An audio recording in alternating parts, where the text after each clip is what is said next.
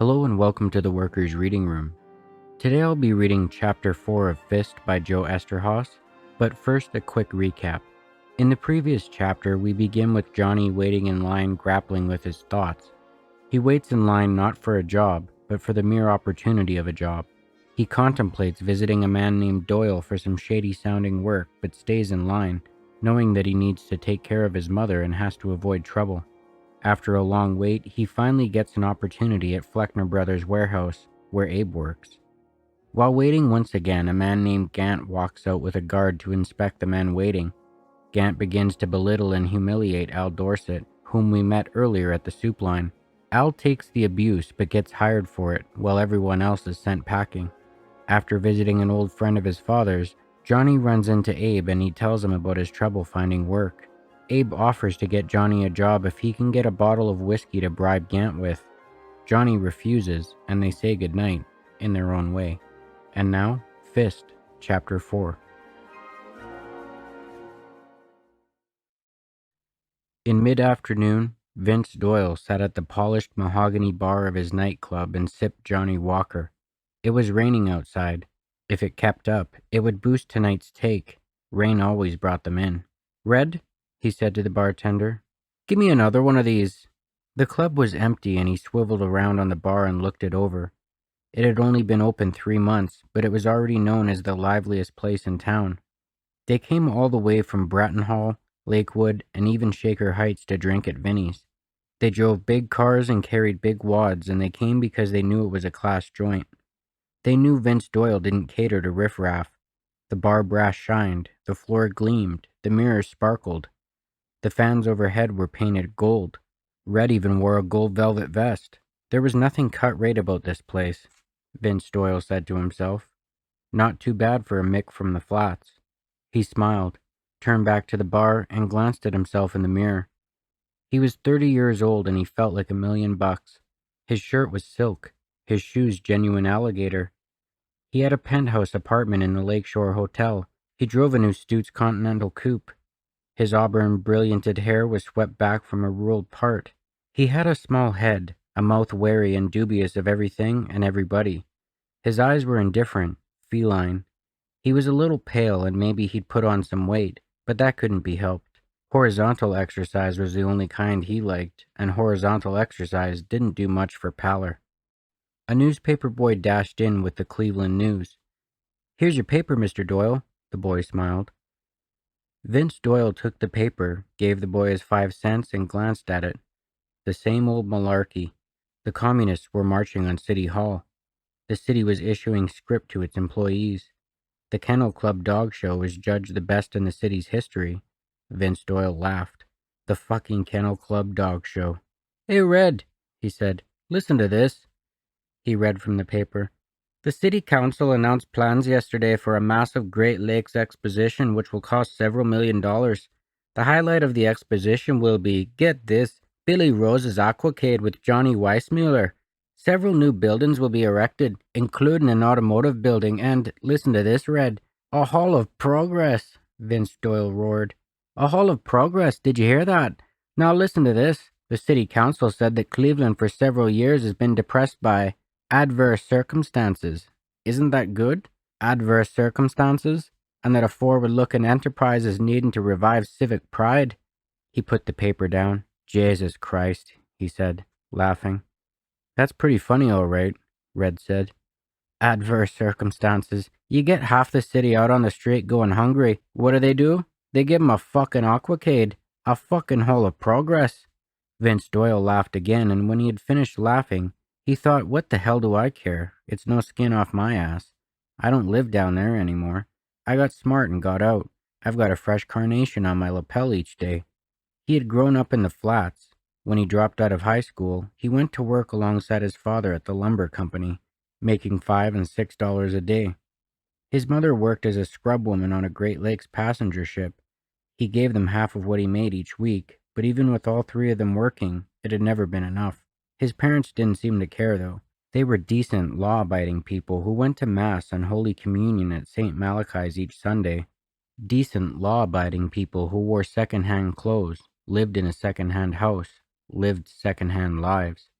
Finally, Vince Doyle couldn't stand it anymore. He stopped working, moved out of the house, and started hanging around the pool halls. It didn't take long. He was a smart, streetwise kid with suddenly big ambitions. They spotted him. First, he ran the numbers for them. Then he got in with some of the Huron Road gang and he started lining broads up for them. Then they asked him to run one of their speakeasies. He realized one day that he had enough money stashed away to go into business for himself. He opened a speak of his own on the near west side. He soon had a reputation for handling the best booze in the city. He didn't fool around with bathtub gin and near beer. He went to Detroit and made a deal with a man named Babe Milano. The liquor came from Canada. It was delivered once a month by boat to a pier near Avon Lake. Babe Milano got a big slice, but even so, Vince Doyle sometimes made as much as $5,000 a week. Word of his success spread and he branched out. Babe Milano gave him advice on how to do it. He gathered his own crew of guys from the flats and, using them as his muscle, Vince Doyle formed a neighborhood protection association on the near west side. As far as he was concerned, he was simply capitalizing on the merchant's own greed. For example, he went to a theater owner on Lorraine Avenue with two of his boys and told the man that unless he joined the Neighborhood Protection Association, certain people might vandalize his theater. All Vince Doyle wanted to do was protect the owner against these certain people. He wanted to help the man for a cut of his box office profits. The theater owner said he didn't need any help like that and threatened to call the cops. The next night, certain people dropped stink bombs on the theater's floor. They dropped more stink bombs the next week. The theater owner called Vince Doyle and told him he had changed his mind. Would he help him? Vince Doyle helped him, and a month later he asked the theater owner a hypothetical question. There were two other movie houses in the same district on Lorraine Avenue. What would happen if both of the other houses went out of business? How much would that improve the theater owner's profits? How much would he like to see that happen? Enough to raise the cut Vince Doyle was getting each week? The theater owner didn't have to think about it. He was happy to raise his cut. A month after Vince Doyle had asked him the hypothetical question, both of his competitors were out of business. Sometimes it worked in other ways. He went to a grocery store owner and told him that if he joined the association, he guaranteed that his competitors would go out of business. The owner was happy to join. Then he went to the competitors and told them that unless they joined, he would have to shut them down. The competitors were also happy to join. Then he went back to the first store owner and said he'd need a bigger cut to shut his competitors down. He got his bigger cut. Then he went back to the competitors and said he'd need a bigger cut to keep them open. He got his bigger cut. Everybody wanted to make money. Everybody, Vince Doyle learned, was willing to pay money to make more of it. "Boss," Red said, interrupting his thoughts, "you want another?" Vince Doyle nodded and Red poured him another shot. The front door opened and Jocko walked in. He was in his mid-20s. He wore his hat brim low. His collar was high and shiny.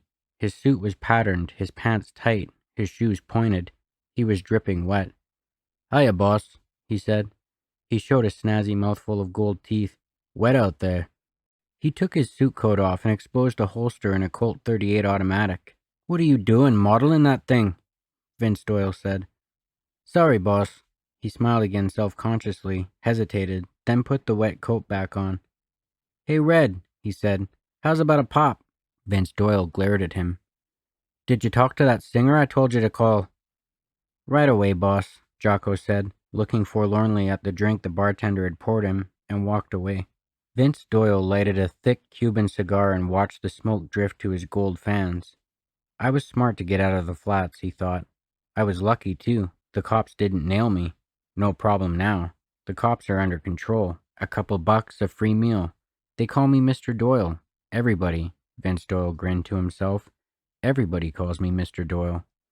Behind him, Jocko said, "She won't do it for less than 30 a week, boss." "She'll do it," Vince Doyle said. "I'll talk to her." He walked to the telephone in the back of the room, and he was right in the middle of telling the uppity bitch how much good he could do her when he saw the kid walk in the front door. He hadn't seen the kid in a year. The kid was wearing an old leather jacket, and he looked tired, but other than that, he still looked the same. That cockiness was still in his walk, the fire in his eyes. He had found him at Andros's pool hall, a grimy dump of a place where the cockroaches usually outnumber the customers. The kid hung around there every day. He was sullen and unfriendly, and the only reason Vince Doyle approached him was that he had heard how good the kid was with his fists. Nobody fucked with Johnny Kovac, Vince Doyle had heard, and that was the only qualification necessary for the job he had in mind, which was to have somebody no one would fuck with ride in the truck with Jocko as he brought the booze back from the dock in Avon Lake. Somebody who could handle the small-time ginzos who every now and then would try to knock off a truck filled with prime Canadian whiskey and peddle it themselves. Jocko always had his gun, yeah, and was always willing, too goddamn willing, to use it. But that's exactly what Vince Doyle wanted to avoid. He didn't like leaving corpses around. Cold bodies brought a lot of heat. The kid agreed to take the job, did as he was told, even if he did it without any apparent enthusiasm, and one dawn, when a car full of punks from Toledo forced the truck over, the kid and Jocko took them all on and left the punks crawling around, battered up and alive, at the side of the road. That was the last time any amateurs ever tried to muscle in on Vince Doyle's action. There was something always distant about the kid, though. He took his pay and did his job, but Vince Doyle got the feeling that the kid didn't really want to do what he was doing, that he was just doing it to make his buck and that he resented all of it somehow. Then, about a year ago, he had quit. They were setting up the neighborhood association on Bridge Avenue then, and there was a tailor named Mugyorty who wouldn't give in, a shriveled up acorn of a little man who looked like he could be blown over by an Indian summer wind. It figured. It was always this kind of man who wouldn't give. So one night, Vince Doyle walked into his shop with Jocko, Johnny, and another kid from the flats, and Jocko slapped the tailor around a bit. Nothing serious, no marks, no bruises, but the tailor decided that he would join the association, and the next day Johnny told Vince Doyle that he was through. "What's the matter?" Vince Doyle had said. "Ain't I paying you enough?" "That guy last night," the kid had said. "What guy?" "The tailor." "The tailor?" Vince Doyle had laughed. "You got a soft spot for tailors." "He was Hungarian," the kid had said. "So what?" Vince Doyle had roared. "I don't give a fuck if he was from County Cork. If he kissed a fucking Blarney Stone when he was a kid. What are you talking about, the fucking tailor?" The kid had looked at him, unsmiling, the fire in his eyes. "See you, Vince," the kid said. And that was it. He was the best kid who had ever worked for him. The kid and Jocko were bear-hugging each other at the bar, and Vince Doyle finally told the uppity bitch to go fuck herself with a broom handle, hung up, and walked up to them. "Long time, Johnny," he said. He punched the kid playfully in the stomach. "Look at him, Jocko. He's still growing," they laughed. Johnny looked around. "I wanted to see how the big shots live," he said. "In style," Vince Doyle grinned. "That's how." He threw an arm around Johnny. "It's great to see you, kid. Come on, let's take the load off." Johnny kept looking the place over. "Not bad," he grinned. "Not bad." Vince Doyle slapped him on the back. "You're fucking A-right, it's not bad." They sat at a back booth. Jocko brought them a bottle and walked away. "I heard about your old man," Vince Doyle said. "I always liked the guy." He poured Johnny a drink. Johnny grinned. "He loved you too, Vince." "Yeah, I'm sure." Johnny laughed and they downed their drinks. "So, what brings you back after all this time?" Vince Doyle said. "You need work? You got it?" "Come on, Vince," Johnny said. "That stuff." "What stuff?" Vince Doyle said. "What are you talking about?" He smiled. "We're businessmen. Look at Jocko. Look at that fancy suit he's got over his ape body." Johnny laughed. "Hey, Jocko," Vince Doyle yelled across the room. "How's the teeth?" Jocko turned from the bar, gave them a dazzling gold smile, and made a circle with his fingers. "Aces, boss," he said. Johnny laughed. Good old Jocko. "What's the matter, Johnny?" Vince Doyle said. "We got a good business. We take care of the club. We're nice and legit.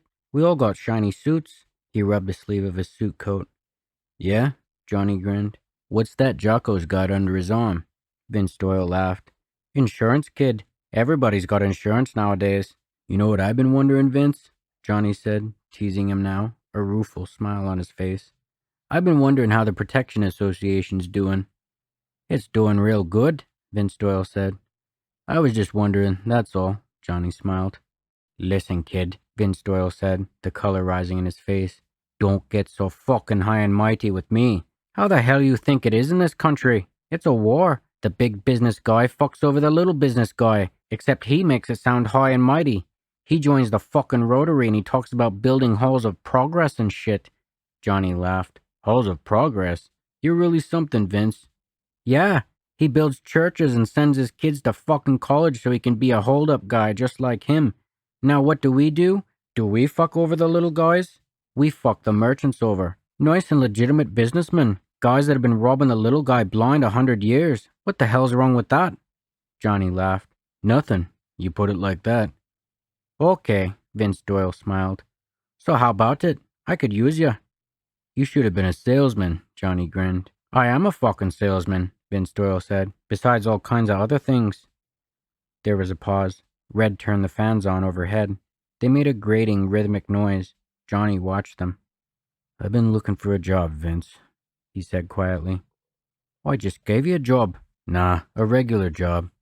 Vince Doyle looked at him. What the hell's a regular job? You know what I mean. A regular job, Vince Doyle said, shaking his head. Sure. Find a regular job. Work your balls off. Bring home a couple of bucks nice and regular each week. I don't give a fuck. Johnny looked away from him and didn't say anything. The fans whirled and chewed at his nerves. So what do you want, Johnny? Vince Doyle said. Red turned the fans off. The clicking noise got louder for a moment, then stopped. I need a bottle of whiskey, Vince. A bottle of whiskey? Vince Doyle said. You shitting me? I don't have the dough. Jesus Christ, Johnny, Vince Doyle said.